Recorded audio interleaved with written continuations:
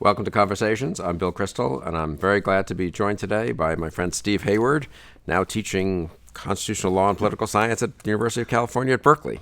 I'm going to be an inmate for the next 3 years there. That's excellent. When you were a grad student at Claremont, did you expect to end up as a distinguished professor at Berkeley? Not in my wildest imagination. Congratulations on that appointment. Well, and author of many books, articles, all of them valuable on a wide diversity of topics. I guess maybe most famously, your two-volume, I would almost say definitive or authoritative study, The Age of Reagan, which came out when? Well, the first volume was 2001, actually arrived in bookstores on September 10, 2001. Is that right? Yeah. And then the second volume took a little while longer and came out in 2009. I remember that. I had wanted to be one volume, and it grew to two, as these things sometimes So how did you decide? I mean, I'll begin with that, since that's such an important, I highly recommend that book to all viewers, but tell us, how did you come to write it? Yeah, well, there were two inspirations for it. One was, I had a premonition in the early 90s, for a bunch of reasons, that Edmund Morris's official biography would be a disappointment. I didn't think it would be crazy, as it turned out to be. I just thought it would be narrow in scope and wouldn't capture the fullness of the Reagan story. It wouldn't put him in proper context. Right. And that's why I thought there was going to be room for another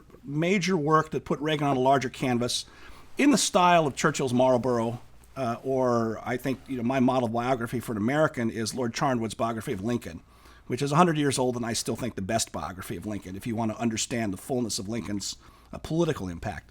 And I was right about Morris. Morris really wasn't interested in American politics, and I think that's the key to the defects of the book. And I think Reagan is most interesting in the context of his political ideas and his political life, more than his personal life. I think as an actor, he's no more interesting than any other Hollywood celebrity, really. And that's a dying art of writing what I call the analytical narrative. Right? Academic historians don't do it anymore. Journalists do it, but I don't think they get the interpretation right. It's just a series of facts. And so I think, my literary models are people like William Manchester, whose biographies of Churchill are the most popular with readers, even though Martin Gilbert's maybe is better in a lot of ways. Or John Lukács, the Hungarian historian, writes in that same style. Paul Johnson, of course. But that's about it. And I thought there was room for that kind of book about Reagan. And The Age of Reagan implies, I guess that's modeled, is that on Arthur Schlesinger? Right. The Age of Jackson? Is that? Well, The Age of Jackson and The Age of Roosevelt. Right, The Age of Roosevelt more relevantly, I suppose. Well, this was partly payback, right? The first volume of Schlesinger's famous unfinished work really was The Crisis of the Old Order.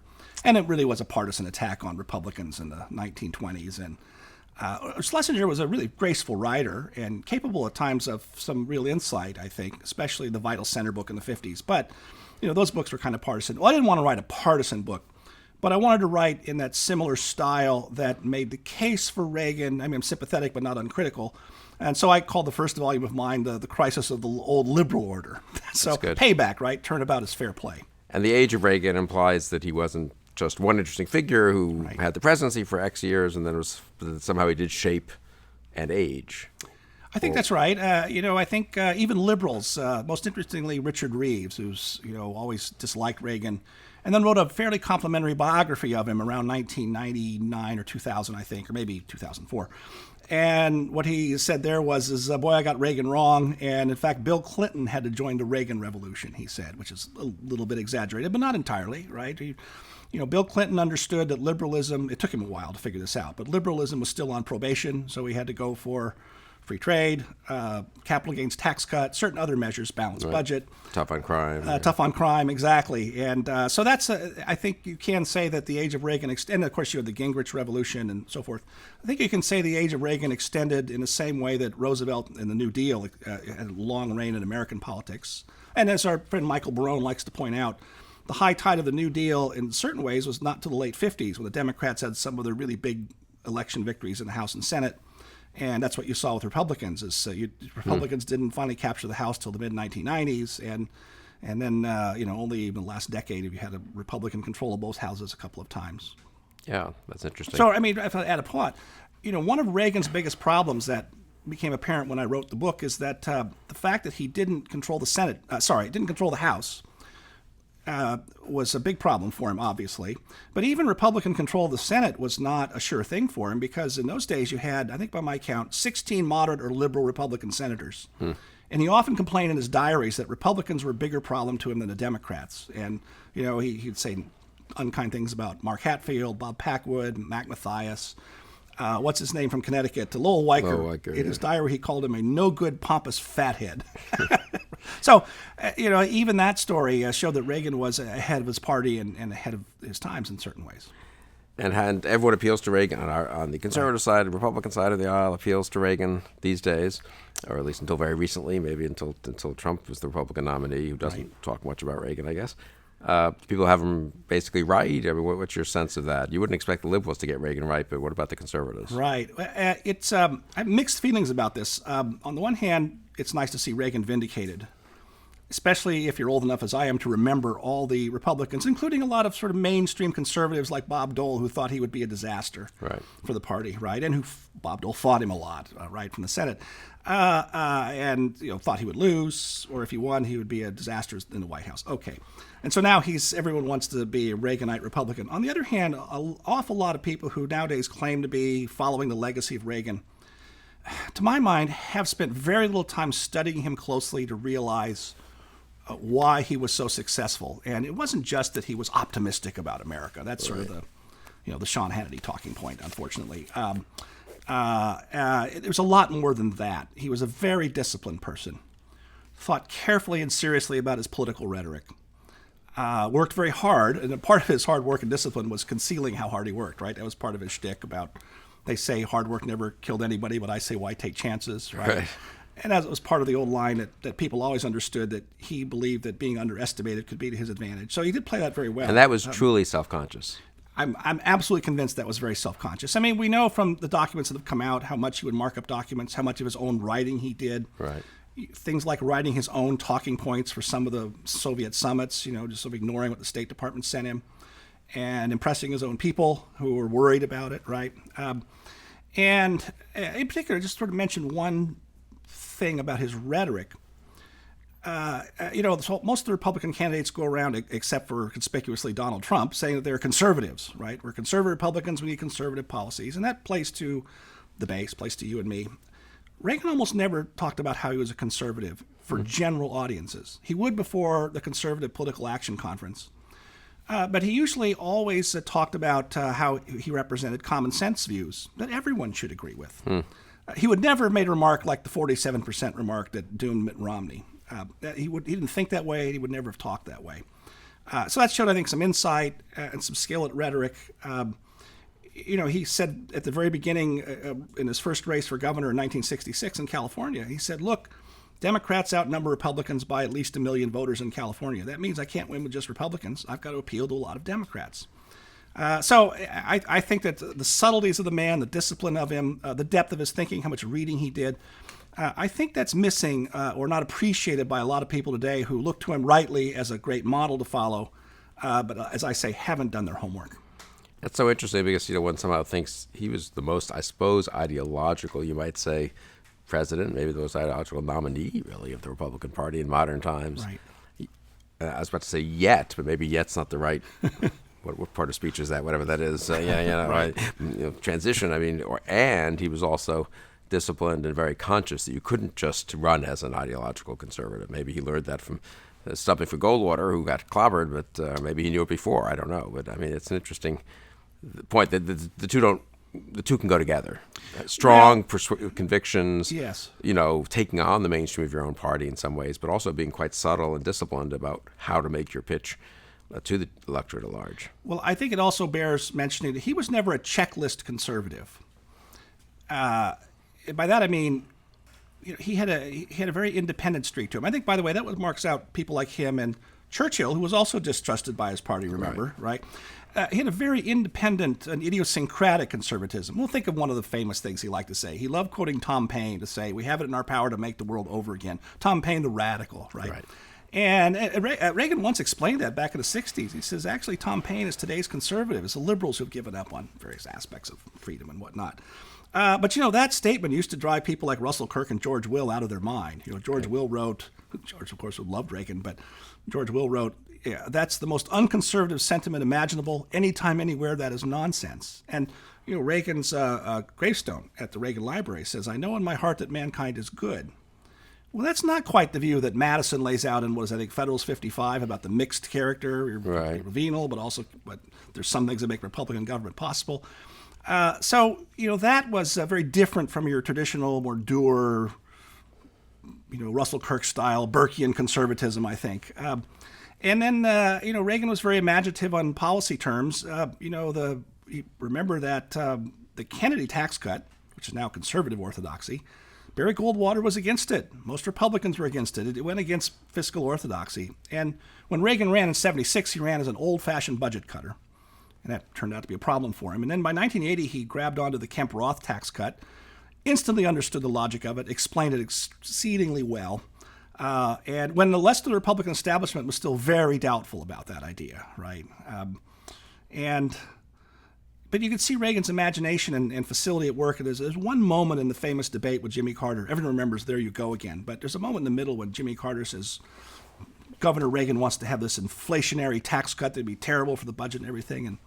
And hey, Governor, your response? And Reagan just asked a rhetorical question, which showed that he understood economic logic so well. He says, I don't understand why it is that if I let people keep and spend their own money, it's inflationary, but it's not inflationary if you take it and spend it. Boom, right? Yeah. There's no answer for that. Plus, he got to say that last. Very effective answer. Yeah.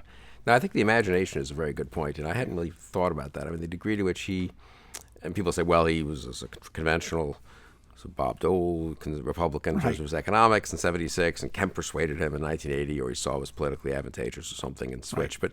But the willingness to switch, not simply for political reasons, I think, but because he persuaded himself that it was for policy reasons, it was the right thing to do, and a combination probably of policy and politics. Right. I think that's true on a bunch of issues for Reagan. I mean, yeah, no, that's another point. His conservatism was fresh, really, in 1980. It wasn't simply a Xerox of the conservative movement. It's a disservice to Reagan in a way to think of it that way. I think that's right. I think he was way out ahead of people. I think in foreign policy, there's a really good example of, I think, his prudence in the highest sense of the word, but also his consistency. And this is something that has made me grumpy for a while. So the great liberal revisionism about Reagan is, well, he was great on the Cold War. He's terrible at home, but the Cold War was great. And it was only great because he changed his mind and became an old-fashioned devotee of détente in his second term. Right. And if you look closely, I think that's completely wrong. I think what you see is him appreciating the change in circumstances.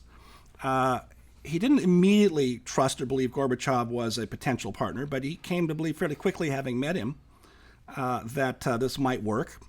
And as late as 1988, I note this in the book, Reagan gave a very tough speech in Springfield, Massachusetts, in I think March or April, about a month before he was going to Moscow. And essentially, he gave the evil empire speech all over again, and its content, and about what our strategy was and why it was bearing fruit. Well, it infuriated Gorbachev. George Shultz arrived in Moscow the next day, and Gorbachev was absolutely apoplectic about it. So the point is, you can see the consistency of Reagan's thought, and so we trust but verify, and it was, a complicated scene about arms control. But Reagan said all along, I'm willing to make a deal if they ever get somebody in there who's willing to make a deal on our terms.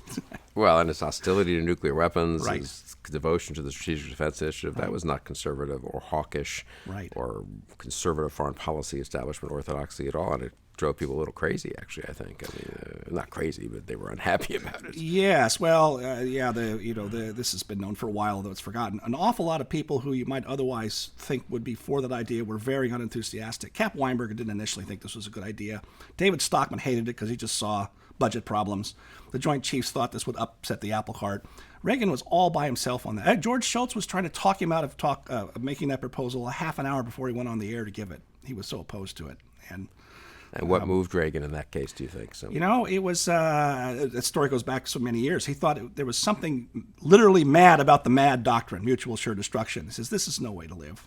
There's got to be a defensive system for this. And when people like Edward Teller and others came to him, and also Secretary of the Navy, whose name I'm forgetting right now, which I shouldn't because he was a friend of my dad's, proposed this idea to him and said, John Lehman? Or no, he was before Lehman. Actually, it was the chief, the chief of naval serving operations. the serving flag officer. Yeah. I can't believe. Yeah. I'm forgetting names in middle age. Anyway, they persuaded him that we now had the technology available to make this happen. It is worth noticing in the speech, again, read these things carefully, that he didn't think this was something that could be developed right away. He had like a 20-year time horizon in mind. That all got forgotten in attacks on it. Star Wars, they called it, and it was the attacks from the media and Ted Kennedy. But he always said this was a long-term project. And guess what? It took about 20 years to finally deploy some systems. Not as fully as we could have or should do, but at least it did sort of play out something in the way he thought it would. Yeah, and Israel is knocking down not the most advanced missiles, but at least rockets that are coming, and it's actually changed the strategic calculus there. And so I don't think anyone thought that was possible when he gave that speech. I always thought that was kind of genius on his part, in the sense that there was something debilitating for conservatism about having to be better dead than red. And the nuclear balance is what we need. We need to be ever stronger nuclear deterrent, which is fine with me, but. It was a tough-minded posture. It was better than the alternative, I think, of appeasement or concessions to the Soviet Union. But there was something you just couldn't. Was that really ultimately the vision we had for the next 20, 50 years? Just mutual assured destruction? Right. And in that sense, I think SDI plus his belief that the Soviet Union could fall apart. I mean, that you could undermine it. Right. I mean, he happened to be right when most of us thought he wasn't, and I certainly didn't think he was when I got to Washington in 85, 86. I thought it was kind of wishful thinking. But also, I think politically and even more, I don't know, in a deeper way, it was very important to have that vision, and give it some concreteness. And obviously, he couldn't be sure it would work out, but it turned. I don't know. Somehow it was too hard for conservatives to just. No, that's absolutely right. I think most of our friends and our fathers and other people, they thought the Cold War was going to be here to stay. That was Henry Kissinger's view, right? We're just going to have to figure out how to manage this, because the Soviet Union. The point is, from a political science point of view, this is a durable form of rule, and Reagan instinctively thought that was wrong. Right. And he said at one point in the 70s, he said something that Churchill had said back around 1920, at the time of the Bolshevik Revolution. This is an unnatural form of government. It can't possibly last. And that's what Reagan thinks. It's fundamentally weak. The way he would put it, something like this, I forget exact quotes, but he'd say, they can build lots of missiles, but they can't make cornflakes. And that means they have to be fundamentally brittle. Now, there are raging debates about, all right, if we think that, a lot of people weren't sure, how do you make a policy for that? And that took quite a while to start to crystallize with things like SDI, but also let's squeeze them economically and call them names. Let's put the... Support freedom fighters elsewhere in the world. But he turned out to be right about that. And, he loved to collect the jokes. I always thought about, you can see this on YouTube. He loved telling jokes about the dysfunction of the Soviet Union, and he would tell those jokes to Gorbachev. And if you think about the famous Westminster speech in 1982, where he talked about the dimensions of the failure are staggering, who talks about another superpower that way in the modern world? It's really an extraordinarily offensive thing to say. And contemptuous. And several times, and especially at their first summit, Gorbachev would say, we get the feeling you really don't respect us very much. Well, that was true. Reagan would always reassure him. Reagan knew how to balance pressing him hard and arguing with being conciliatory. I think he had a sense from that from his days of negotiating in Hollywood on labor agreements, and in Sacramento when he was governor. We would negotiate directly with the legislature about welfare reform and lots of things. So he's very shrewd that way. But his fundamental insight turned out to be correct. But even he didn't think, he said the day the Berlin Wall came down, he went on Nightline that night, it's a forgotten interview, and he said, I always thought this wouldn't last. I didn't think it would end this quickly. Is that right? I forgot that he did that interview. That's great that he had the chance to do that. I mean, no, I think that's right. Conservatives, in a way, are too, they're too conservative with a little c, and they sort of have internalized the mostly correct lesson. Things you can't be wishful. You can't. Things aren't going to just change because you want them to change. Life is rough. Things often go downhill instead of getting better. But then when Reagan said no, in this case, it's not just wishful thinking. There really is a problem with this regime that can be exploited. He turned out to be more right than more traditional conservatives. And I think the lesson for today would be, the problems we're having with radical Islam in the Islamic world. Is there a parallel there? I'm not sure there is. That's not exact, but I think that's what conservatives ought to be thinking about in the current situation. I totally agree with that. People are much too fatalistic. I mean, in a way, in reaction to liberal idiocy of, religion of peace, there's no problem at all. It's like 6 people off on the side, but the religion has no issues.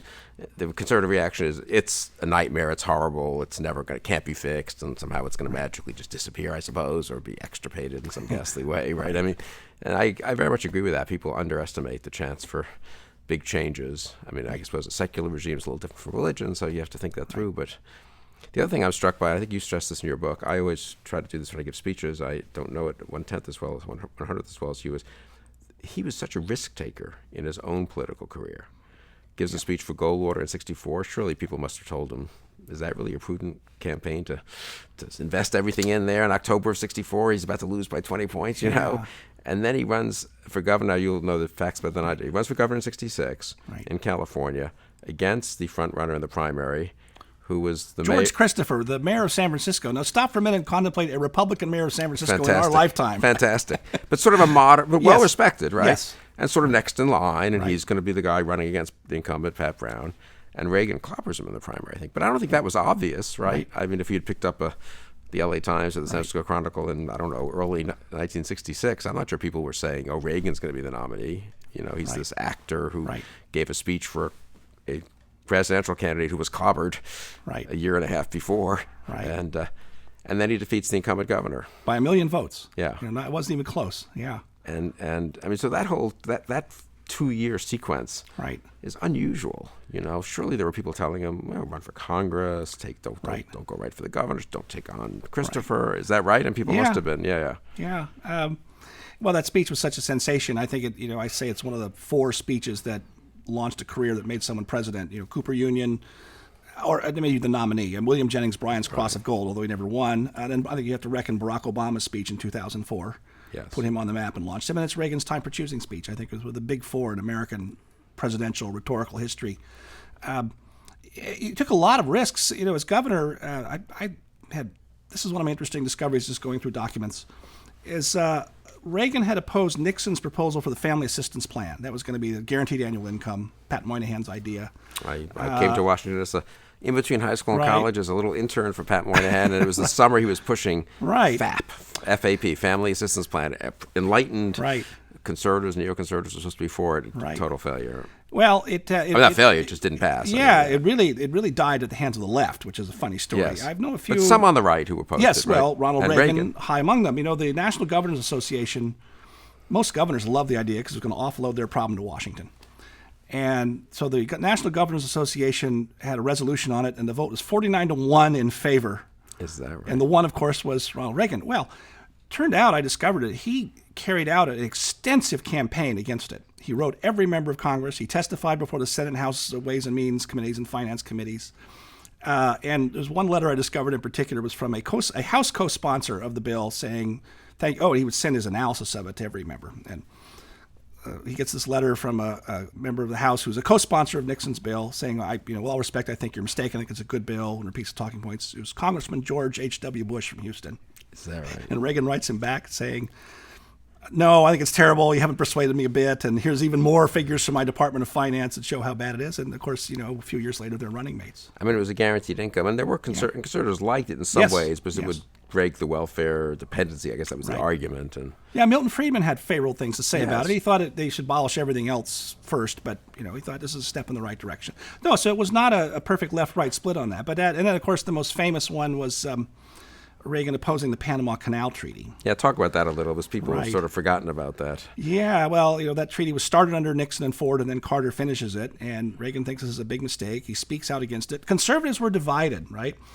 You had a lot of conservatives, like Bill Buckley, like George Will, who were for it. Wall Street Journal, and Reagan. I would say the respectable conservative establishment thought it was They didn't love it, but it was reasonable, prudent, And Reagan had an instinct about it. He didn't like it. He had an instinct that it was politically powerful, and it turned out to be so when he talked about it on the stump in 1976. The crowds would cheer about it. It's our canal. We built it. Let's keep it. And so he led the opposition to it. It had barely passed the Senate in 1978, I think, with a lot of Republican votes, and an awful lot of senators lost their jobs or were defeated in subsequent elections. There's been arguments from the political scientists was how much of that was a factor or not, and it looks like it might have been some. It may have ruined Howard Baker's chances to be Reagan's running mate in 1980. But I compare that in a lot of ways to Churchill's opposition to the India Dominion Bill in the 1930s, right? It divided your own party, it made you something of an outcast, but it showed you the resolution of the person, right? Showed you something about them. Yeah, and sort of the appeal to patriotism. We built the canal, we stole it fair and square was the famous joke, Right. I remember in the late 1980s, early 1990s, when Panama was kind of a mess and we invaded, take out Noriega, I had a lot of liberal friends of mine saying, maybe Reagan wasn't wrong about that after all. Right. I mean, the liberals cited as an example of kind of demagoguery. It worked in the 76 campaign. It saved him in North Carolina when he had lost the first 9 primaries, I think it was. And that, but of course, as president, he didn't try to get it back. So it was all just talk. But I very much agree with you. It showed something about his instincts. It did kind of prefigure the general shape of his foreign policy and his willingness to break for the establishment consensus and be for rollback, not just détente and containment. And I mean, Soviet Union is different from Panama, but it's sort of an analogy there, I think. But yeah, no, but people don't appreciate how, far out a position that seemed to be in '76, and the idea that it's the one that he rode back to make it a very close race against an incumbent president is pretty striking. Jeff Bell, who worked for Reagan in '76, tells a story, you must discuss this in your book too, that Reagan didn't, this is I think a very good lesson for people, especially conservatives, especially intellectual conservatives who spend a lot of time thinking and then reading and then think they can kind of apply that in a formulaic way to real politics. I think Reagan had a whole bunch of things he was talking about. And he had these index cards, right? And they were sort of each one per issue. I think that's how he sort of gave his speeches. And apparently he just gave these speeches, and one of the points was the Panama Canal. And he had a million other points, détente with the Soviet Union, our arms defense budget, and then a million domestic policy points. And the Panama Canal thing just started to get more and more applause. And so he would move it up to the closer to the front of the speech and spend more time on it, because he was in this respect, he was very adaptive, I think, or I don't know, whatever the right word is. He wasn't one of these guys, I've got my 20 minutes and I'm just going to say it. He changed depending on what he learned from the audience. And Jeff thinks that's a very good example. He has cited this, I think, at times, stuff he's written, a good example of you can have very strong beliefs, but you also can learn from the situation you're in, the politics of the moment, which issue to highlight. And if you had predicted 2 months earlier that he would ride the Panama Canal to a huge surge in the late primaries, people would have thought, I don't know what the current analogy would be, but it was such an offbeat third-tier issue in a way when the Soviet Union's invading countries and it's just after Vietnam and, I don't know. You discussed that at some length, I think, in your first volume. But it's such an interesting case study of how politics can work sometimes. Well, he was early on in seeing that there was great public disapproval of what was going on the college campuses in the mid '60s. I mean, he starts talking about in '65 when he's starting to make that run. You'd had the Berkeley free speech movement and some early troubles. It hadn't spun out of control like it did in '68 in so many places yet. And people said, this is not showing up on our polls. And Reagan said, my instinct says that people don't like this. And he made a big deal out of it. Oh, that's interesting. Yeah, the Panama Canal thing, but the idea that you have a bunch of issues, but you're flexible in which ones you emphasize, they're all consistent with your views, obviously. It's amazing how much politicians do kind of, especially these days, I think they have a bunch of consultants, they take some polls, they decide in October of the year before, that's my issues, and they don't sort of react to what's happening around them. Reagan, I think, did that a lot. I don't know if that came from Hollywood or from being in movies or something, but there's a kind of flexibility that went with his strong convictions that's impressive. Yeah, well, as Churchill said, genius, statesmanship can't be taught or acquired. There's something innate or instinctual about it. And there's certain aspects of Reagan that I can't figure out, and that's one of them. How much of this was conscious thought and how much of it did he just get innately. I do think there's some case to be made for his experience in the 50s touring the country speaking for GE. If you think about that in political terms, he's giving political speeches. So what's he doing? Yeah, tell people about that. Well, that's right. That probably is worth mentioning for people who don't know it. He was a spokesman for General Electric, and he went and visited the plants in 38 states, traveling from home in Los Angeles by train because he was afraid to fly. He didn't like flying. He didn't like flying. This is a funny story about him. And by the way, he's reading books on those planes. And we now know he's reading things like Whittaker Chambers' Witness, Henry Hazlitt's Economics in One Lesson, Hayek's Road to Serfdom. So he's already kind of through with acting at this point in movies. Well, he's hosting. Part of the GE thing was he hosted GE Theater, so he would introduce their movie every Sunday night. And he made a few movies, including, I forget the picture he made with Nancy Davis in 1958, I think. So, but he's not not an A-star. A-list That's actor quite right. at this point. So he's introducing the stuff on TV. Right. But then he's going around the plants just talking about whatever he wants to. And this is to GE workers mostly. GE workers. But you think about it, he's giving political speeches like a candidate would give, but not with an election deadline in front of him. And then he talked to these people. He'd have lunch with them, sit down and have lunch in the lunchroom. And so he's getting feedback from them. If you think about it, you think about presidential politics like baseball. He had a decade in the minor leagues. Yeah. Improving his game. And an awful lot of people who get into politics at whatever level, they haven't had that experience, right? And it really shows, I think. We've been discussing Ronald Reagan and your terrific biography of Ronald Reagan, but let's talk about biography. I'm really struck. I mean, I like reading biographies. I guess I was told by a couple of teachers that's a good way to learn about politics, but they're not really in favor. It doesn't seem to be in the academy. I'm just curious what your thoughts are about that. Yeah, well, oh gosh, I could do 20 different approaches to this. We'll just take a couple. One is it's been abandoned by at least large-scale biographies of great figures has been abandoned by academic historians. So it's now left to journalists and non-academic historians, sometimes to do a decent job, sometimes And they sell not. very well, so it's They funny, sell very the well. public likes them, right? John Adams, Hamilton, Yeah, and I think the reason for it among historians, and also sometimes you'll actually have better books about political figures from political scientists than historians, which ought to be another approach to academic history. Part of it is the leftist fashion for social forces, social history, semi-Marxist views that it's material forces that are more important than human forces, right? That's part of it. Related to that is the egalitarian temper of our time. We don't like to acknowledge or celebrate great figures. Or if you're writing about great figures, it's always to knock them down, right? And there's often a lot to work with, like Robert Caro's biography of Lyndon Johnson, which is really a great project, extraordinary project, I think, and very rare these days. But I think part of it is ideological reasons. In political science, and history has actually followed this, unfortunately, you have the long-running and not brand-new problem of the quantitative fascination of the social sciences, and that undermines appreciation of biographical approaches to acquiring knowledge, right? The idea of statesmanship in political science is ridiculed as non-scientific, can't be studied intelligibly or rigorously, so it's entirely ignored. One of my last conversations with Walter Burns was, he said This is Walter Burns, the great political scientist, constitutional law, student of constitutional law at the American Enterprise Institute. Yeah, right. And his last conversation I ever had with him was, he said the proper method, I can't do his deep voice, the proper method for the study of politics is biography. That great growl he could do when he wanted to emphasize a point. And then, of course, my other teacher, Harry Jaffa, said the same thing. I think something like the proper method for the understanding of politics would be the study of the words and deeds of statesmen. And that's very much out of fashion, of course. And I think that leaves a field wide open for people like me and people like you and others of our friends who work in that field, because readers are hungry for it, like you say. But it is an interesting thing to me that pick one avenue into this. You think about the White House. There's a Council of Economic Advisors. It's almost always academic economists from a university who go on leave and then go back. There's no Council of Political Advisors. Now, they all have a political advisor, but it's usually a practitioner. It's Karl Rove or David Axelrod. It's never an academic. Occasionally, have a political scientist as the in-house thinker, Bob Goldwyn under Ford, Moynihan sort of in a certain way. But that's Bill Galston under Clinton. But that's always kind of optional. So isn't it interesting that the discipline that's supposed to be most about governing is sort of thought least necessary in the practical world of Washington politics? And every few years, the American Political Science Association has a hand-wringing panel about this and can't figure it out.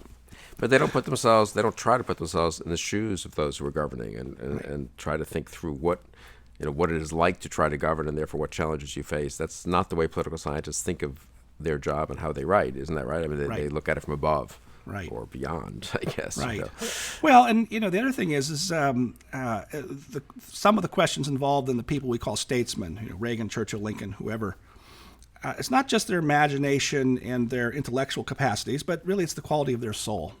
Well, once you introduce a question like that, unless you come from the tradition of political philosophy of Aristotle and so forth, that question is also thought to be not something that could be intelligibly discussed. And I think this is a great mistake, and it's why I've picked some fights lately about, political science ought to be one of the most vibrant departments at most universities. And in some universities it is. It's usually the ones that have more conservatives or liberals who teach it the old-fashioned way. But you're losing enrollment in political science departments in lots and lots of colleges. The faculties are shrinking in some places, and that's because it bores students to death. Yeah. And that's what's the old Talleyrand quote about it's worse than a blunder, it's a crime, or the other way around. It's an incredible blunder, I think, on the part of the academic world. The other way around. It's worse than a crime, it's a blunder. It's a blunder, yes, right. But yes, absolutely. Not that anyone incidentally, I once read someone recommended to me, I don't know much about Talleyrand, but Duff Cooper, who was a friend of Churchill's and an amateur historian, I guess we would call it today, wrote an excellent biography of Talleyrand, which very much has this character of sort of one political figure writing about another from a different era in a different country, but trying to sort of, understand his decisions, see them as he saw them, not coming from above and saying he's an example of a bourgeois, foreign minister or example of Kissingerian politics or one of these theories, right? Really trying to see the decisions he faced, the choices he made, the thinking he was doing and the constraints he faced. Right. So much richer, I think, a way of thinking about politics than the normal political science, or historians. Yeah, you'd think the historians might have defended this, but they actually abandoned it even more than the political scientists, maybe. I don't know why. Yeah. I guess it's the modern world, all kinds of modern trends coming together. Right. And this is not a new problem. It goes back to some of the arguments over the fact-value distinction and such in the 1950s. I did somewhere stumble across a fragment of a comment from Robert F. Kennedy, of all people. And I forget the context, but the line was, "Well, I studied government at Harvard, but I learned nothing that was of use to me in my role today as Attorney General." That's interesting. That's amazing. Well, I'm slightly older than you. I'm old enough to remember, I didn't read it at the time. I was 7 years old when John Kennedy was elected. But I remember afterwards hearing about the fad, what do you call it, the popularity of Profiles in Courage. Right. Which was, quote, authored by John Kennedy. I guess it was really written by Ted Sorensen. Right. Is that the consensus? When that came out, I'm going to say 58, 59, as he was running for president. And it's, I don't remember how many, 7 or something, profiles of different American politicians or statesmen, and I think historians have gone and debunked a lot of the work and stuff. But it was gripping. I read it then. I don't know, in high school, I would say. So Kennedy was no longer alive, and he was sort of a figure one knew about if you were growing up. When I did, of course, we're interested in, and I was going back to read about politics a little bit. And but it's interesting that even in that era, and that John Kennedy thought it. Again, however much work he really did on it, he thought it appropriate that he write these biographical sketches, and I do think he even maybe thought he learned from them, and Profiles in Courage. It's a virtue, right? I mean, yeah, and that's I hadn't thought of that. Today when you're running for president, you put out a campaign book that's your ideas and policy proposals, and or in President Obama's case, you write a a memoir at age 40. Right. Yeah, and how refreshing that is in some way to Kennedy did it that way. I think, as I recall, wasn't Kennedy's senior thesis at Harvard called "Why England Slept"? Yeah, I think on a study about appeasement and essentially disagreeing with his own father about this, right? I think so. Yeah, which is kind of interesting. So I mean, I think you saw there another example of the older style. So it's not necessarily a left-right thing either. Right. It shows you. Well, maybe your books will bring them back. They really should. Was there anything that most influenced you in terms of, in your own education, as sort of the model of how to think about a statesman or a political moment or problem? Yeah, people sort of ask me people ask you these stories, right? How did you form your views? There's that line from Whittaker Chambers to Bill Buckley that, I forget who was writing about. This person was conservative by cell structure. I think he was talking about Russell Kirk, maybe. My parents were big for Goldwater in '64. I was in the first grade, and I'm from California, so I grew up watching Ronald Reagan up close. And my father was peripherally involved in Republican politics in the state, and it was always axiomatic around my dinner table that Reagan would be president someday. Is that right? That's interesting. And my dad's inside. He was a businessman. He wasn't an intellectual like your dad, but he always said Reagan is a great voting booth candidate. You might walk in undecided, but you're comfortable voting for him. Well, that's a very common sense approach to things. It's very wise that way.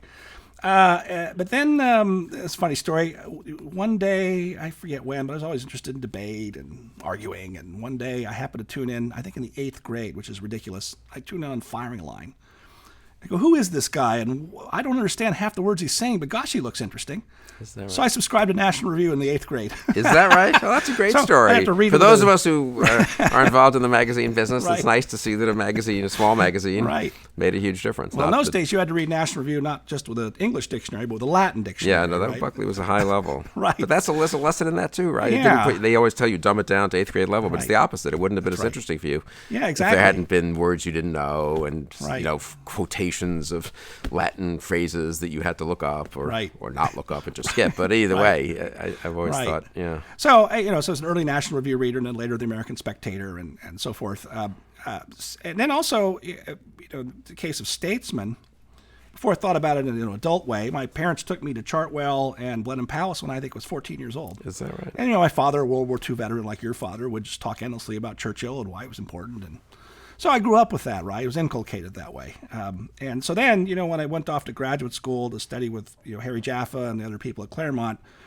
Did you go to Claremont to study with them, or was it sort of an accident that you ended up with? Well, I thought about several places, but I was from Southern California and thought I wasn't sure I was down for the whole program to get a PhD. I thought I'd try it out because I was curious. I thought I wanted to be a writer, and I didn't know enough. to write seriously about politics, and thought I'm going to graduate. It was cheap in those days too, right? Where'd you go to college? I forget. I went to Lewis and Clark in Portland, Oregon, where, by the way, Did you have any particularly influential teachers there? yeah, one. It was James Holton, who's wrote the chapter on Cicero in the Strauss-Cropsey anthology, and had been a student of Walter Burns. Oh. And he was very good and encouraged me, and in a lot of ways was very helpful. The best professor I had there, of course. But so I picked Claremont because it was close to home, and wasn't sure I was down for all this. And there were several people there, of course, in those. It wasn't just Jaffa. There was Harold Root in international relations, Bill Allen, Right. And Charles Kessler came a couple years later. And it was a fabulous experience. But when I realized that they took not just Lincoln but Churchill seriously, I thought, well, this is the right place for me because that's my language. Yeah, Jaffa's Crisis of the House Divided. I mean, Jaffa's a complicated figure, Right. but that book had a huge influence on me in college. I remember just reading it, not being able to put it down, and really what a model of thinking through a historical moment. People forget how much of there's brilliant interpretations of those two speeches of Lincoln's, the Lyceum speech and the Temperance speech. There's the whole the big think stuff about the Declaration, but actually the political narrative at the beginning of the book, the case for Douglas, I think he calls the first part, the case for Lincoln, and what the actual situation of dealing with slavery in the 1850s was about is extremely, for me, it was just like an eye-opening, and I had been around, my parents, I knew a little more maybe than an average college student, and it already was inclined that way, but the book was just eye-opening in how to think about politics in a serious way while doing justice to political reality without escaping into just, not escaping, but without elevating into abstraction or political theory. Right. That must have been exciting to be at Claremont in those days. It was, yeah. I mean, Jaffa was still in his prime, really. His prime cantankerous phase, too, unfortunately. That was a problematic, and of course. Right. But even in that, you could learn from him. He was one of those unusual persons who he was nastier in print than he was in person. Yes, I found that in too. person, he was very genial for the most part, and it was in print in his letters to people in particular. He'd have these barbs that his students always thought were ungenerous, unfair, or taking things too far, and he wouldn't retreat on it, though. So when Reagan was president, when you were studying, and at the time, it's hard to put oneself back at that time. Did you know? Were you fascinated by Reagan? Did you have a sense that this was really an impressive achievement, or were you more just, of course we were on his side, but I mean, not that engaged? I mean, no, I think I was. And I was always trying to defend him as much as you can as a 25 or whatever I was. It may be worth mentioning, I didn't go straight to graduate school. I graduated in 1980. I came back here for a year to Washington as an intern, back when it was safe to do that, I guess. And I was an intern for M. Stanton Evans at his Journalism Center project. Oh, fantastic. So I actually attended the first inaugural address out on the west front of the Capitol, which was a great thrill, right? And was around for a lot of those early days when some of the early battle lines were set, and watching it very closely in the paper. But then also, even as an intern, you get exposed to a lot of people in town. And so early on, I had a glimpse of the first year of the Reagan Revolution up close. So that sort of made it a full immersion experience, you might say. Yeah, no, sure, with Stan Evans. He was a wonderful polemicist, too. Right. A very funny man. Oh, I learned a ton from him. Yeah. One of my mentors, I consider him to That's be. great. Right. That's great. Churchill, I didn't realize your interest in Churchill went back to teenage years, but you wrote a terrific book, Churchill on Leadership. I was just looking at it the other day, though. I don't think hadn't read it. Books on leadership I sort of tend not to read, even Churchill. Exactly right. So how did you come to do that? I actually didn't care for the title. I didn't really want to be Churchill on Leadership, but trade publishers are right about what sells and so forth. I think one of the problems with leadership is it's detached from the serious questions of statesmanship, right?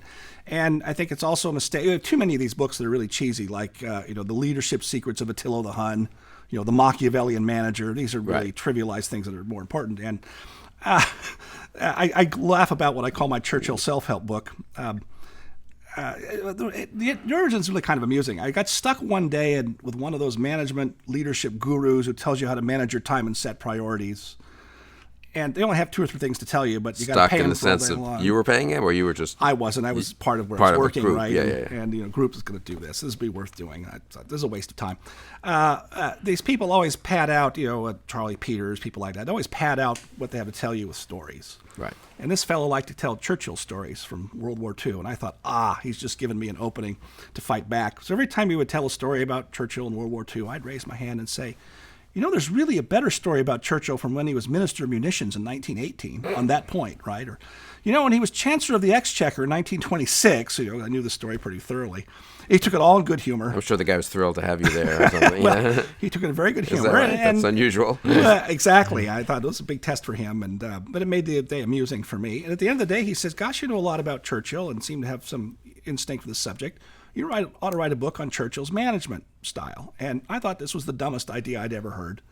Until a week later, I walked into the bookstore and saw Lincoln on Leadership by some fellow in Texas, whose name I forget. And I picked it up and bought it and read it, and it was okay. It wasn't bad. It's not what you would recommend as someone to learn seriously about Lincoln, but aspects of how people conduct themselves have some interest. And I thought somebody really ought to do that book, a book like this on Churchill, and before someone screws it up. And there have been some bad books about Churchill and this and that, right? And so actually I do sometimes admit the book is something of a deception, although it is written in a style. And I've had many CEOs send me notes saying, I really liked your book, I learned useful things from it. Because Churchill did have serious thoughts on organizational behavior and organizational structure that surprised me when I went through especially the Martin Gilbert document volumes and saw his managerial memos, for example.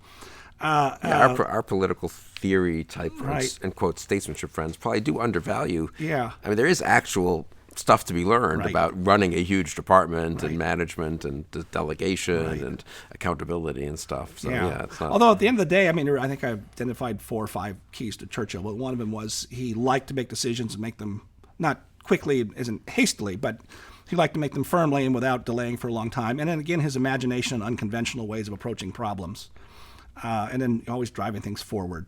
Don't let meetings just drag on forever, and always put something in writing so you have something to go back to, so people don't have differing recollections of what was decided. Right? So very practical things in that way that seem to be lost sight of in a lot of management theories and so forth. So it's fun to do. It made the New York Times bestseller list. Oh, well, that's good, yeah. And then, the second book also had a title I didn't like. It was the one called Greatness, Reagan, Churchill, and the Making of Extraordinary Leaders. I wanted to do like the Meekum book, Franklin Winston. I wanted to do Ronnie and Winston or something like that. In the course of my work on the large Reagan books, I discovered that, for example, Reagan quoted Churchill more often than every other president combined.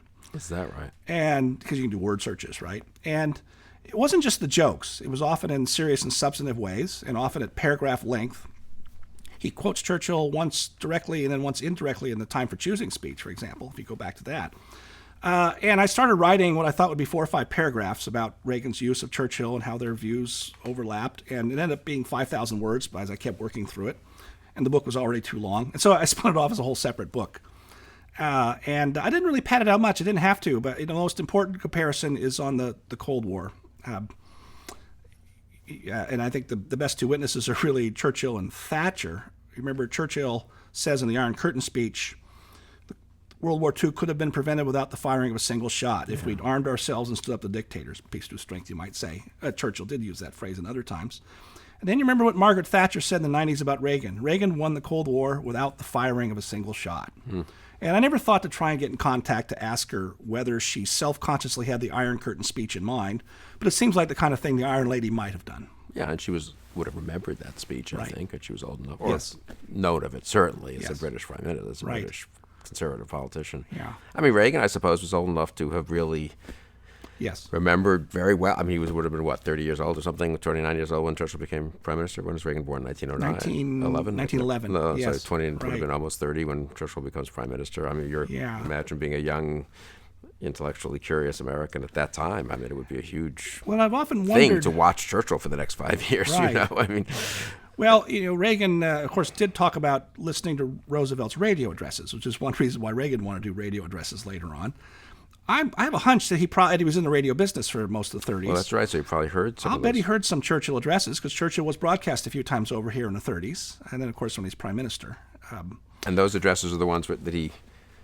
Am I right about this? He gives the speech in the House of Commons, which does not then have recording, right? And recording, right. and then he goes over to the BBC and redoes it. Yeah, and that's why for the British people, and I think a lot of those were, at least in the war, were broadcast here, if I'm not mistaken, yes, that's live, right. as it were, or a few hours later. But I mean, I think a lot of them are not very good. They actually read better than they sound, and that's because Churchill himself, I think, later said to somebody, it's hard to have the same level of energy sitting in a studio than it is in front of the House of Commons. When you've given the same speech Yes. 4 hours before. Right. Yeah.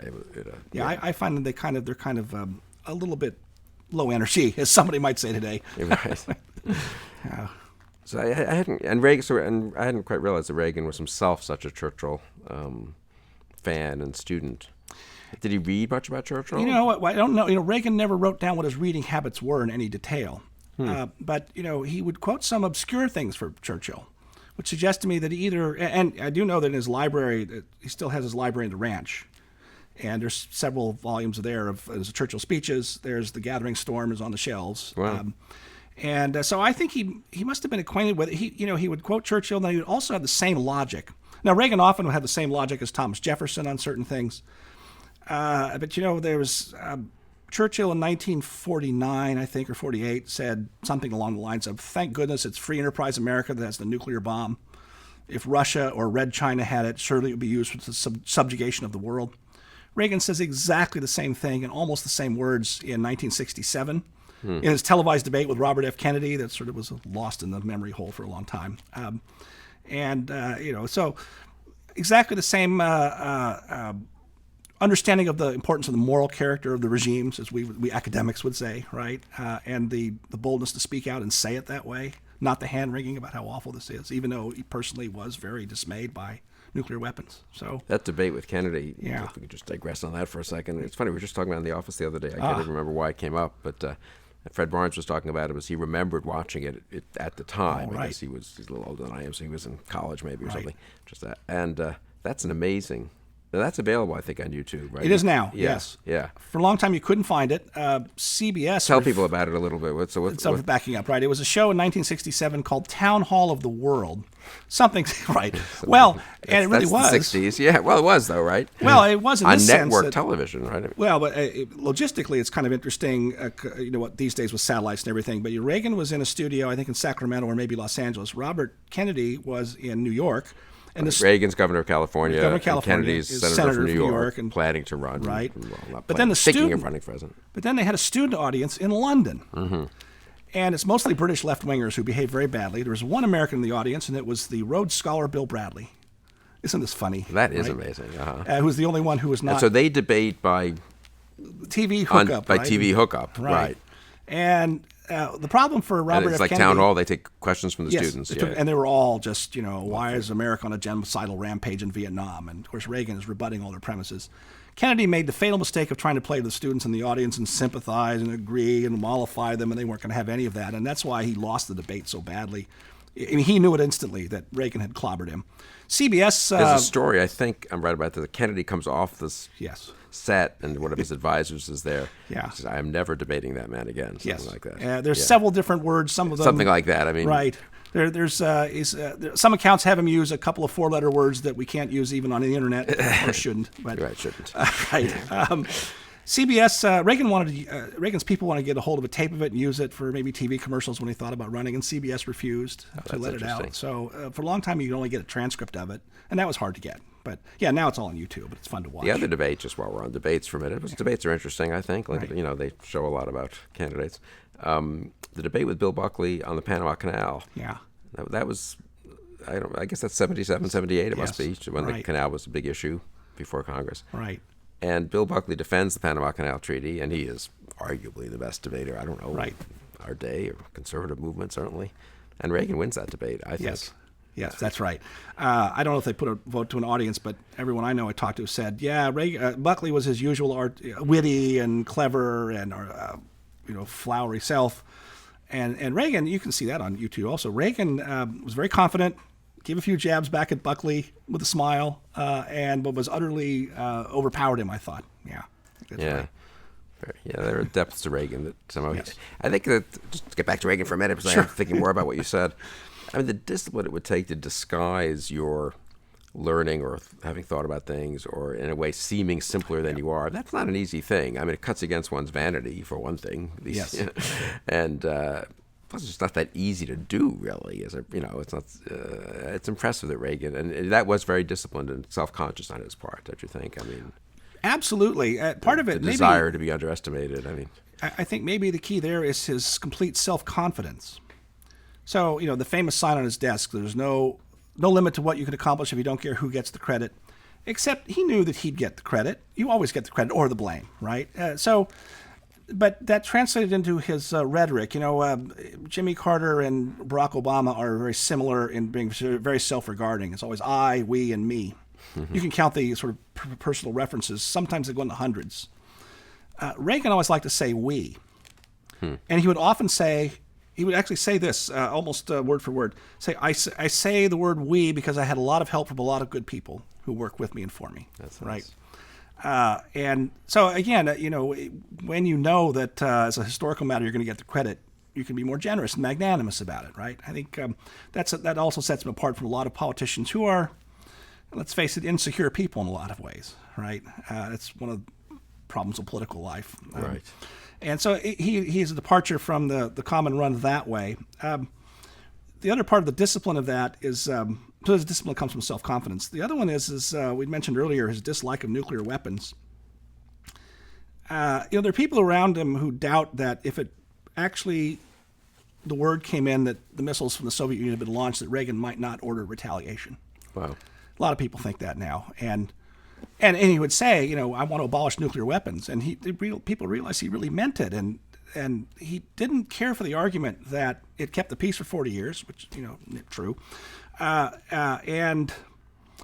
he would never openly sort of utter a pacifist sentiment, right?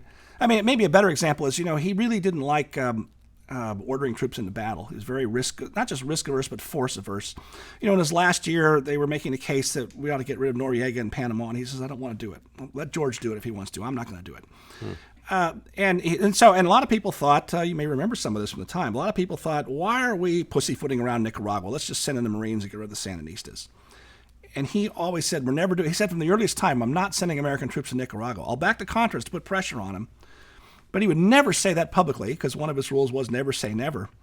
And, after the invasion of Grenada, and the Nicaraguans, they said, by the way, if you ever want to get some Americans out of Nicaragua, just call us and we'll help, right? And Castro was nervous, and Reagan said, good, let him be nervous.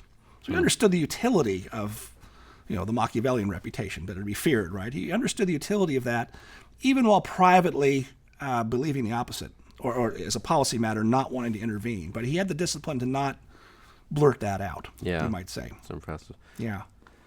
I want to take advantage of having you here to talk a little bit about American conservatism, since you've been a student of it, Right. part of it, really. And, young people, I think, coming up, these are names from the past, Reagan, Yes, Buckley, right. Chambers. But I guess, what would you recommend people read? What would, if people wanted to get a sense of, do you think that tradition remains a viable and important tradition? Are we somehow in some post-conservative movement moment, or does that still remain a kind of a body of work and a body of effort worth building on and continuing? And if so, kind of who in particular would you cite and recommend? That's a really hard I question. won't hold right you now. to it. Doesn't have to be comprehensive, but 2 or 3. Some bright AEI intern comes into your office, or Yeah. bright University of California, Berkeley, one of the 7 conservative kids there, or not, or a liberal kid there comes in and says, hey, I want to know something about conservatism, American conservatism. Not Aristotle, that's fine, Right. Burke, that's all deep stuff. But Yeah. who's lived in the 20th or 21st century?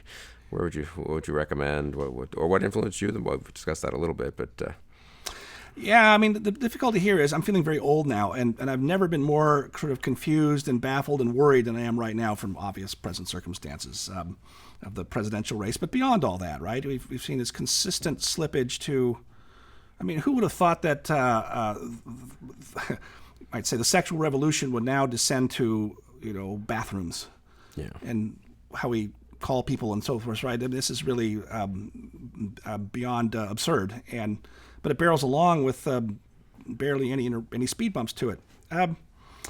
And so, I found a lot of the contemporary authors like Buckley, Milton Friedman, Hayek. They were all still alive when I was growing up and reading, right? And so I met all of them at some point. And I think there are a lot of people. I mean, our friends like Jonah Goldberg, I think, writes some terrific work. I recommend his books to people. he struggles with the fact that he's so funny that I know he people wants to don't be take taken him seriously, as right? they And- should. But that's okay. You can read people who are from an earlier generation. I do think it's Yeah. useful. I mean, there's weak despair a little bit today, but Right. look at what Buckley faced at 55. Exactly, Nothing. yeah, No right. conservative movement. No conservative institutions. No magazines. A few Right. vague kind of, Right. I mean, oddballs. I mean, very impressive, incidentally, oddballs, but Southern agrarians or Right. libertarians or Albert J. Nock, Hayek, this Austrian economist who couldn't. I mean, when you see what Buckley overcame, I think one could be more hopeful, perhaps. But. Yeah, I mean, I guess I do still recommend that people read things. I mean, if you want to do the history of it, George Nash's book on the conservative intellectual movement is still good. It ought to be updated, I think, because he breaks off in 75. That's a long time ago now. I still do think people ought to read some of the really serious books, like I think Hayek's best book is The Constitution of Liberty, more than The Road to Serfdom, by quite a lot. It's a big book, a big commitment to read it. But I think it holds up extremely well. It published in 1961, and I've been saying now for the last 7+ years, it reads like a Thomistic commentary of the Obama administration's political strategy. That's one way of thinking of it. You mentioned Jaffe's book, Crisis of the House Divided, I think is more than just a study of Lincoln in a lot of ways. Books like that, I think, with serious people who really want to get into it. Did Chambers have a big effect on you, or not? Yes, and I've tried to teach Chambers to students these days, and with mixed success. Is that right? The Cold War is so remote, and Chambers, that's a long time ago, and this Joe McCarthy guy's out there somewhere, and some students get it and find it interesting, but I haven't figured out how to make that work really well. Yes, I read Chambers as an undergraduate, and first that story was still very current in a lot of ways. The Alan Weinstein book really nailed down the case. Came out in 78, I think. Something like that. Yeah. And then his writing style is so extraordinary, right, and deeply moving, and so I still go back and reread him now and then. I've been thinking for a while about writing an article about what would Chambers think now, because he's been such a pessimist, right? Yes. And But willing to join the losing side. Willing to join the losing side. He that's thought right. the losing side. Right. Then we all thought for a while after 1989, well, hey, it was the winning side. Yeah. Or maybe not, I don't know. Well, that's right. Yeah. There was a line of Jaffe's I found from a lecture he gave in 1991 where he says, or maybe early 1992, and I remember the exact words. I have it quoted in my forthcoming book, but he says, things are about to get worse.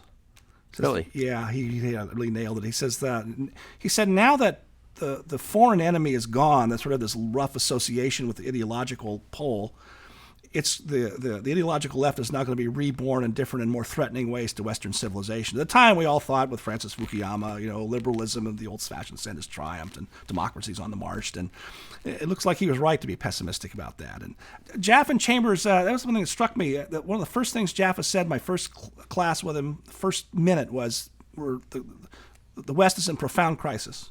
I thought, that sounds like Whittaker Chambers. Now, Jaffe thought he had more answers to it. That's a long story, and Chambers remained pessimistic, right? He thought he was on the losing side. Yeah, and died in 1960, so he... Yes, right. The Chambers-Buckley letters are really fantastic, and I They don't even know if absolutely that's in print or available. I have some old copy of it, Yeah. but there's really some moving stuff and wonderful Absolutely, stuff in there. Anything else you've learned from teaching students that you want to share here in terms of what works in terms of what they're interested in? Yes. And also, you want to reassure me about the current generation of students now that... Well, yeah. Or not. Well, they're like, I sound like an old, fogey, grumpy person here. Kids are always kids, right? They're always hopeful and idealistic and naive and, the whole mixed bag of what youth is like in all generations, overpowered by the culture around them. I do think I was smiling because I find that great opening for those of us who are fortunate enough to be in academia with good students is, and sometimes I like to tweak the liberal professors, not by complaining about their ideology, but say, the real problem, I don't make it personalized. I say the real problem with especially the narrowly specialized way we do the social sciences and the sort of narrow fads in the humanities is that we're boring students to death. I think that's one of the reasons why the number of people majoring in social sciences and humanities has been plummeting for 25 years. It wasn't just since the economic crisis of 2008. It's been going on since 1980 or earlier. And I said, we're boring students to death. And so my experience so far, my year at Colorado, where, I was an inmate, as I say, there for a year, is that... Boulder, Berkeley, you're right. really swimming in what do I say? complicated ponds there, right? Boulder wasn't weird enough. I had to go for Berkeley, right? That's the good. Death Star, right? I don't know. The students like our style of engaging the subject, even when they don't. I've had so many liberal students say to me, I don't think I agree with your viewpoint, but gosh, this was interesting and fun and engaging. I really liked it. And they give me high evaluations. And because we teach the old-fashioned way about serious ideas, and I'll actually say, if you really want to understand the Constitution, there's a lot of parts to it beyond the legal language, and ultimately, it does involve the character of your soul. Who talks like this anymore, except for Harvey Mansfield and people like us? And students like that; they respond to that. A lot of students want a certain element of seriousness they don't get from higher education these days. I found just in my guest teaching occasionally that Right. teaching a text, I think, which seems dry and sort of difficult, actually students like and appreciate that you're together with them reading something, and you're not just lecturing to them about things that you presumably know much more about than they do. Right. And they can't really challenge you, because if you're an expert on something and they're just a 19-year-old, how are they going to tell you that you're wrong about your lecture on the following 20-year period? Whereas a text, you can actually both look at it, and they can say, what about this? And often they do have real insights. And I don't know, I think in that respect, the sort of Straussian focus on text, it's the main reason for it. I wouldn't quite say, or maybe it is one of the main reasons for it, but as a teaching matter, and I'm including here the Gettysburg Address or the Federalist Papers, or not just works of political philosophy, is so much better. It's so much more egalitarian in a funny way. It puts the student more on a par with the teacher than lecturing to the student about things the student couldn't. Well, it's a genuine openness. Yeah, the other. What is a textbook? A textbook is just a lecture put in print, right? And the textbooks say this is how you should think about John Stuart Mill or something. And why don't you just read Mill and see what he said and think about it for yourself, right? Yeah, text, not textbooks. I think that's a good. Yeah, but I was shocked. I mean, it was not permissible to assign textbooks, I'd say, in most of the courses, some government department courses when I was at Harvard. And then I went back about 5-10 years ago, and they were using textbooks. It's easier. Yeah. It's more convenient. Some of them are good.